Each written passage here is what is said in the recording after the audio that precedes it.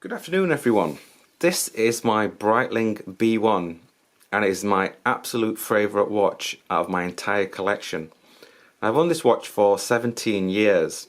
One of the reasons it has so much sentimental value to me is because it's my first ever Swiss watch. I saw this watch in a magazine and absolutely fell in love with it. It took me about a year to save up the money to buy it. And as soon as I did, I went straight to my Breitling dealer and bought it brand new. And it cost me £1,200. Now, in terms of today's money, that seems like an absolute steal, but 17 years ago, that was quite a lot of money. I'd have no regrets in buying it. Absolutely love it. Wore it constantly for about 4 years. And the only reason I stopped wearing it after that is because I bought a Breitling Aerospace, which kind of replaced it for about 6 months, but I then sold the Aerospace and then came back to the B1. If people who know the Aerospace, it's almost similar, exactly same as this watch, but it was made out of titanium and it's a lot thinner, and it just has the one crown which controls everything. It doesn't have the 2 buttons. So let me give you some specifications on this watch. It was first introduced back in 1998. And it is part of the Breitling Professional range. Now it is a very heavy watch. It was designed for pilots and travellers. It's 43mm in diameter and 16mm thick. Now in terms of watches today, that seems like just a normal size watch, but 17 years ago they didn't really make watches of this size and this weight.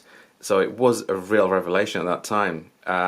Nowadays watches 43, 44, 48, people don't think anything about it, but it took me some time to get used to wearing such a big watch because I was used to wearing watches which were maximum 40mm, some even less, like 38, 36, so it did take some time getting used to, and it did look a bit strange on my wrist at that time, but like I said, nowadays people are just so used to wearing big watches, it doesn't really make any difference.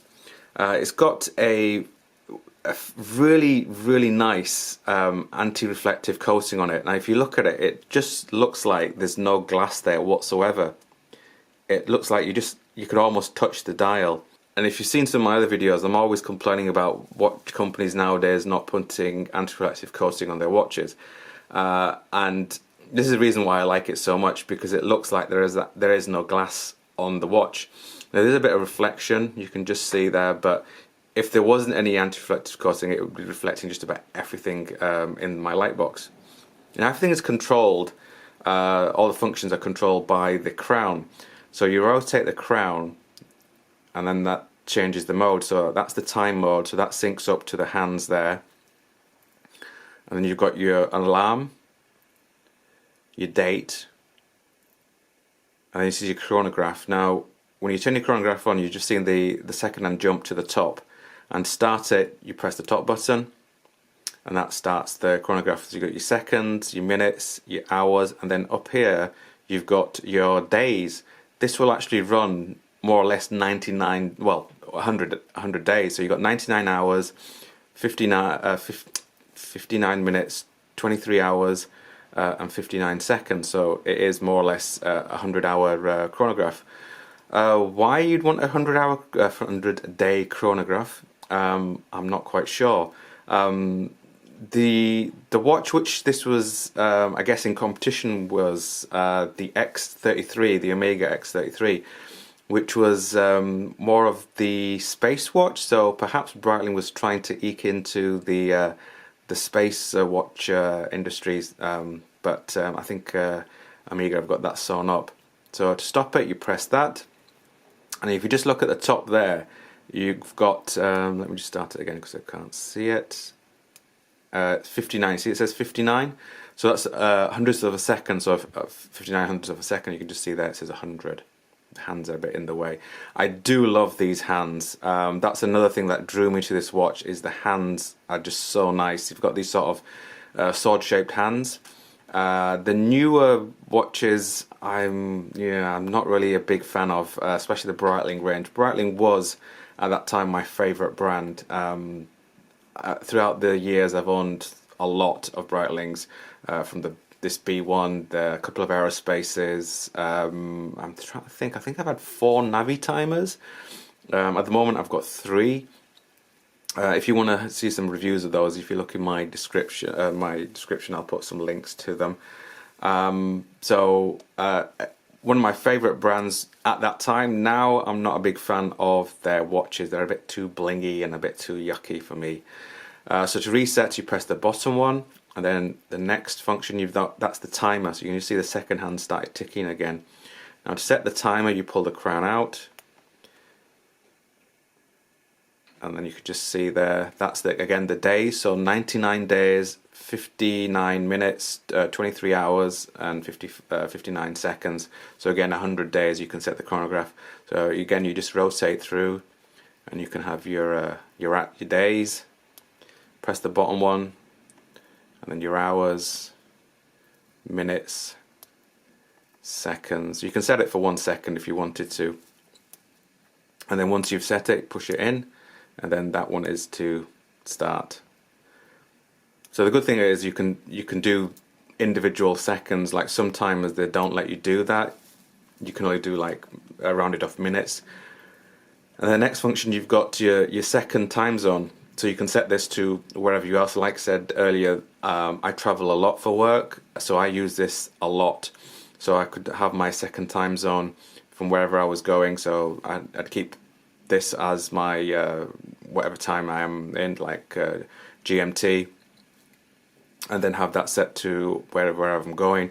Or depending on where I am, I can have GMT set later on to one of the other functions, which I'll show you later. So this is a second alarm. Now the alarm on this is fantastic. It's one of the loudest alarms that I've ever owned, and that's a UTC. So this one I always have at GMT. So because I was based in England, so this was always set at GMT. So again, so I can have 3 different time zones if I wanted to. So that was GMT. Then the other 2 I can set individually. And then again, that's your tone.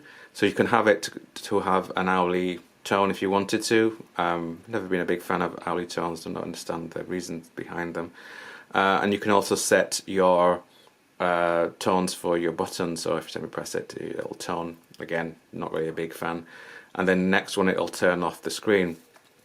Now you can have it on this if you wanted to. That saves a bit of battery power, but it's negligible. I normally just have it on the date, so it was always set like this. Now one of the good things about these watches is there is a power saving mode. Now this, I've had it for 17 years. I'm only on to my 3rd battery. Now the batteries normally last about 3 years. My first battery I got to about 5 years without changing it, and then when I had it changed, most of the time it was being on power saving mode. Even though it's on power saving mode, it's still going to drain the battery a little bit. And the last time I had this battery change was about 2 years ago. So I'm expecting it'll last for some time longer. Now to change it to battery saving mode, what you do is you go to turn the screen off, pull out the crown, and then press the top button. And then if you just watch that, it'll say BAT, and that's it. That's now on power saving mode, and it will stay there until you press the crown in, and then it'll go to whatever time it is at that time. So if I was to do it at 9 o'clock this evening, the hand would go around to 9 o'clock. It's got this rotating bidirectional bezel with the slide rule, and also one of the things I do like about the bezel, it has a countdown timer. So you can see it's actually 5, 10, 15, 20. It's going this way, unlike most watches which go this way. Now that's really useful. I just found it a lot easier to when I'm doing, instead of setting the countdown timer, if I want something quickly, I can do it this way, and then set it the countdown timer with that. I do like that a lot. Now the replacement to this was the Airwolf. That was in 2006, I believe, and I didn't like that at all. Now the Airwolf, it was basically the same watch, but they changed a lot of the things. They changed the bezel. From what I remember, I think they did just a normal bezel, so it was like 5, 10, 15, 20 and so on. And then I think they changed it to a compass, so it'd have the compass reading on there. And they also changed the numbers. Now you can see here it's all luminescence on the numbers, and they're not big, they're not small. I think they're just right for the proportion of the watch. The new ones, I just think they're too much of a bling. They've changed it to have like silver numerals, and it just doesn't look right for a tool watch. I just don't think it looks right. That's one of the reasons I don't like the newer watches from Breitling. Now, I guess the updated version of this watch is, the latest one is the B50. Now, I'm still umming and ahhing about buying the B50. I think it's a fantastic watch. Now, the B50 is, I believe it's 46mm, so it is a big chunky watch. And I've seen quite a few, and I wasn't quite sure whether or not I should buy it or not, because on my wrist it just doesn't look right. But the hands on the B50 I absolutely hate. I think they're horrible. These hands on the B1 are just fantastic. I think they suit the watch really well. And also the numerals, you can see they've put the shiny numerals on there, and I just hate it. It's just too much bling, and I hate the bezel on the B50. Now, I could get over all that because I'm looking more at the function of the watch. Now, the B50 is made from titanium, so it's a lot lighter, and it's also 100 meters water resistant. Now, that's the only downside to this watch, is that it's 50 meters water resistant. Now, I have taken it swimming. I've actually taken it snorkeling as well. So I've not had any issues with it, but that, again, because I've been changing the seals and make sure the watch is watertight, I've not had any problems. For the 4 years that I wore it constantly, I took it to the gym, I went swimming in the pool, chlorine, salt, steam rooms, saunas, so it's gone through everything, and it's taken a hell of a beating. Now, you wouldn't think it, would you? After 17 years, if you look at the condition of the watch, there's just very few scratches on there, but I do take care of my watches. I'm not like most people, or some people, who will just absolutely batter the hell out of their watches. I don't get that. You're spending thousands of pounds on a watch. Take care of it. I just don't get it. Now, if you've seen some of my other videos, you will know I love to change my straps from bracelets to leather straps, crocodile straps, rubber, etc. This is the only watch that I've worn on its bracelet, because it is really comfortable. I find it just so easy to wear, not have any issues. So it's got the Breitling logo, and you can see the bottom of here is all, obviously it's going to be scratched because it gets, that's where it hits the desk or anything else, so that's going to be scratched. But it's a really nice bracelet. It's just so comfortable. Now, on the back of the watch, you can see it's got these turbine blades. Now, they're actually individually put in place. It's not just something that they just plonk in. So they're actually welded in or soldered in, or whatever they do with it, individually. Now, one of the reasons the alarm is so loud is because you've got this open back. Now, obviously it's not completely open where the movement's there, but that allows the sound to come out a lot louder. That's why it's so loud. I do love the back of this watch. It's, like I said, when I first saw the watch, I thought, wow, that's just an amazing watch. And that's why I love it. Now, this here is not an escape valve, a helm escape valve, and like some people think it is. It's actually somewhat to do with the bezel. Now, if anyone's used one of these, you'll notice how smooth it just glides. And that's the way they've done it is just fantastic. It doesn't have a click or anything else. It just so smooth. Now, apparently they've got some sort of ball bearings in there which make it so smooth, and that's what this is for. So I've been told. I mean, if I'm wrong, you know, correct me about it. So apparently that's something to do with the way they need to oil that, so you can just open that up and they can lubricate it. Now, I don't know if that's true or not, but that's what I've been told. Correct me if I'm wrong. Now, One of the regrets I do have about the watch is the dial. I should have gone for the black dial.